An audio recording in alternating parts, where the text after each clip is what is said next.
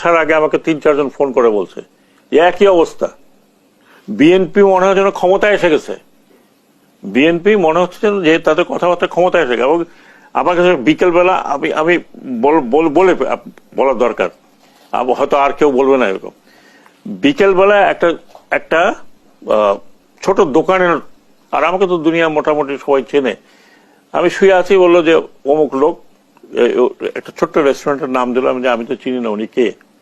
আমি গেলাম, কথা বললাম, বললো স্যার আমাদের কাছ থেকে চাঁদা দাবি করতে আসছে।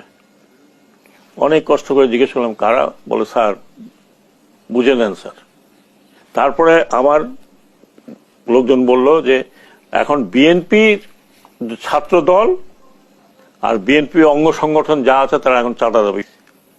আমাকে রিপোর্ট দিয়েছে যে বিএনপির ছাত্র দলের লোকজন বেরিয়েছে, তারেক ভাই আসবে তার জন্য চাঁদা উঠাইতে হবে,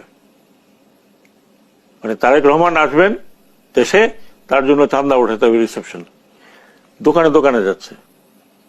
আমি এক দোকানদারকে বললাম ধরে পিটিয়ে দেন।